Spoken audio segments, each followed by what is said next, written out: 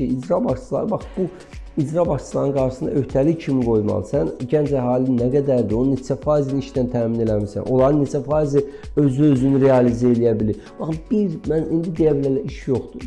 Mən bu müasir texnologiyalar elə bir şərait yaradıb ki, siz oturarsınız, məsəl üçün deyim də, nə deyim, bu Zevin kəndi var cənubda, Masallının aran, Zevin, dağbaşı, İranla sərhəd. Orada oturarsan, Singapurlu iş adamı üçün iş görərsən.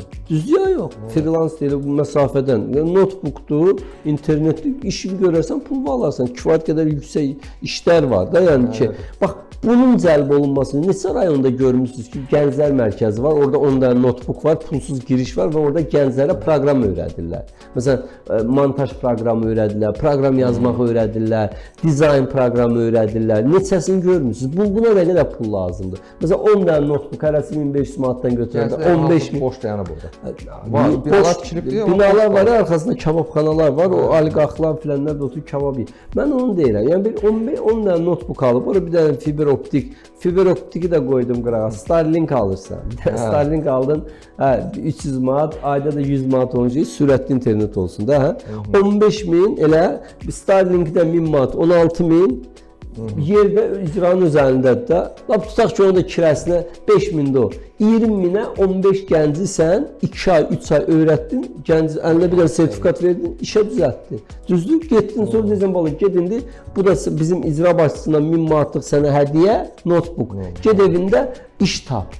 Məsələn, biz o statistikalar təəssüf ki, bizdə yoxdur. Bilirsiniz, mən baxmışdım, Cənubi Qafqazda IT texnologiyalar üzrə ən sonuncu yerdə bizik.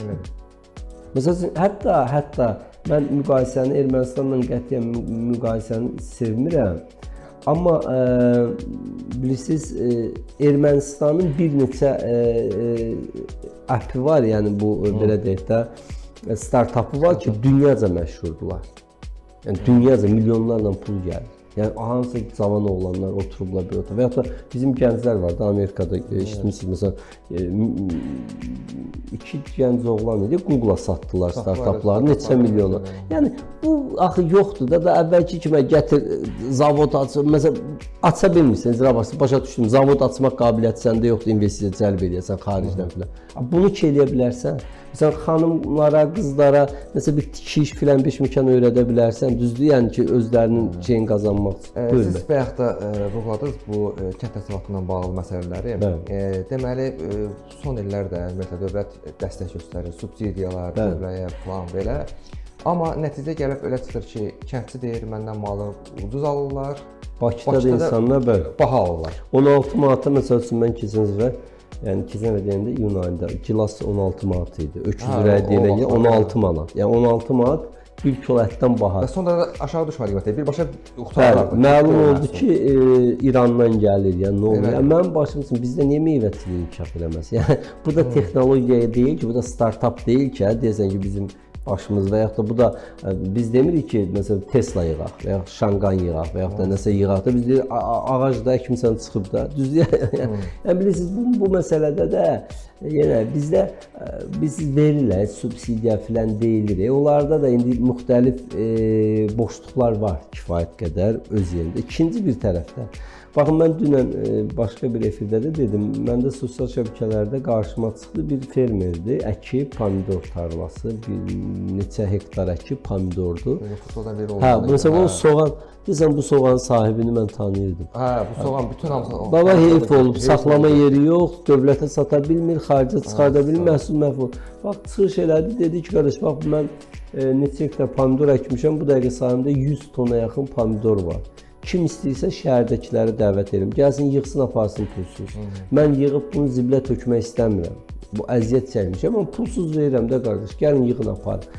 Yəni, bizdə bax, ya məhsul olmur. Gəh məhsul olanda bazar olmur. Bazar olanda qiymət olmur. Yəni, dövlət bir mənada, dövlətin bu istiqamətdə konkret bir proqramı olmalıdır, layihəsi olmalıdır, xətti olmalıdır. Məsələn, biz o vaxt təklif eləmişdik ki, məsələn, kəndlinin məhsulunu dövlət alıb özü çıxartsın xarici bazara. Düzdür? Məsələn, pomidoru dövlət əkdin, gətirdin, satdın mənə dövlətə. Dövlət də onu çıxartdı, Rusiya bazarına özü satdı. Əslində Azprom üçün bir şirkət var da, sadəcə olaraq o İndi bilmirəm Azprom var ya yox nə qədərdir, amma fakt odur ki, insanlar çıxarda bilmirlər məhsullarını və yaxud da biz başqa bir təklif eləmişdik ki, insan, məsələn dövlət hər hansı bir kəndlinin, hər hansı bir əkinçinin məhsulunu logistika xərcini ödəsin. İzah edə bilir. Məsələn, mən 100 ton pomidor aparıram, hara Moskvaya. Xərci nə qədərdir? Maşının xərci, aparılma xərci bu qədər. Dövlət onu ödəyir. Dövlətin qazancı nədir burada? Sabah o pomidor gedir xaricə, orada satılır, o pul olaraq qayıdır Azərbaycana. Düzdür? Valyuta daxil olur Azərbaycana. Yəni belə addımlar atmadıqsa insanlar marağında olmayacaq əkməyin, biçməyin. İzah edə bilir. Məsələn, bizdə adətən hər şey deyilədir. Baxın, iqtisadiyyatda da elədir, siyasətdə də elədir, kənd təsərrüfatında da elədir. Məhsulu istehsal edənlə, məhsulu tükətəndən daha çox aradakı maklerlər qazanır. Düzdür ya? Məsəl üçün, baxın, bir ev tikir, satır, bir ev alır. Aradakı makler adətən onlardan çox qazanır. Və nəticədə maklerlər daha çox alır. Get-gedə çoxalır makler, nəinki istehsal edən. Və bir müddət sonra maklerin özü alır, satır. İzah edə bildim. Alır, qoyur ora. Məsəl üçün, 1-6 ay gözləyir, evin qiyməti bahalandan sonra özü satır. Yəni, tikəndən də çox qazanır, o alandan da. Və yaxud da məhsul. Məsəl üçün, mən keçən səfər elə bu yasamalda elə o Bravo'nun yanında bir balaca dükan var idi. Yazmışdı ki, yeşik, pomidorun yeşiyi 1 manat. Mən adətən müşahidə eləməyi xoşlayıram. Yeşiyi 1 manat. Və gəldim yuxarıda, indi adını sevməyim, supermarketim. Girdim içəri, kilosu 1 manat 20 qəpik. Dedim, qardaş, bu yeşiyi 1 manatdır, burada 1.20. Amma insanlar da marketdən alır, insanlar rahatlıq istəyirlər də bir dəfəlik girib bazarlıq elə. Yəni, baxın, indi o yeşiyi 1 manata satan adam öz xeyrini qoyub satır da 100%. İndi görün, o yeşiyi ona satan adam neçədən satıb ki, o 1 manat satır, hələ xeyri də var. Düzdür ya yox. İndi bu da bu market, böyük market kilosu 1 manata 20 qəpiyə satır. İndi gör o yetim 20 qəpiyə satır, onun 20 qəpiyə satdığı pomidorun gəlib kilosu 1.20 olub. O 20 qəpik qazanıb, mən də 1.20-dən pomidor almışam. Arada kim qazanıb? Həmin o vasitəçilər. Yəni bu məsələləri mən indi kənd təsərrüfatı sahəsi üzrə ekspert deyiləm, araşdırma. Bizim işimiz də odur. Bizim ümumi mənzərəni göz önünə sərməkdir. Və yaxud da görmüsünüz də mən yenə sosial şəbəkələrdə qarşıma çıxıb, məsələn, ətlər satırlar. Kilosu daha bizdəkindən daha ucuz, donmuş ətlər. Hətta mənim qabağıma çıxanda baxdım ki, deyir ki, bəziləri deyir ki, bu ət köhnədir, filan ətin təriflidir. Yox, bax, filan yerlər kəsilib, halaldır filan. İndi mən baxıram ki, bu ət, məsələn, Ukraynada kəsilib, orada dondurulub, orada nəqliyyat xərci çəkilib, gətirilib bura. Burada üstünə xeyir qoyulub, satılıb, toptancısı üstünə xeyrini qoyub satıb pərakəndəçiyə, pərakəndəçi də satır istehlakçıya da, düzdür?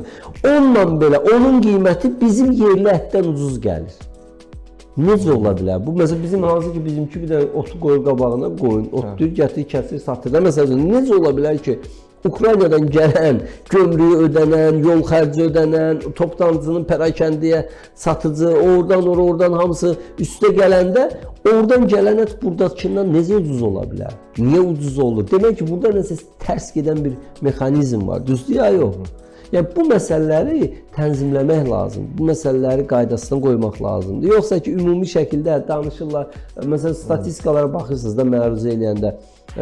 Bizim kənd təsərrüfatı sahəsində inkişafımız keçən ildən 3,5 dəfə artıbdır. O biri qalxır deyir, bizim əhalinin... Hanı? Düzdür ya yox? Yəni, mən bir dəfə debatdaydım, Səyavuş müəllimlə deyəsən. 2008 ildə idi, konstitusiya dəyişikliyi. Orada başladı ki, xalqımız belə yaxşı dolanır, filan elə dolanır, radioda çıxış edir, ictimai radio.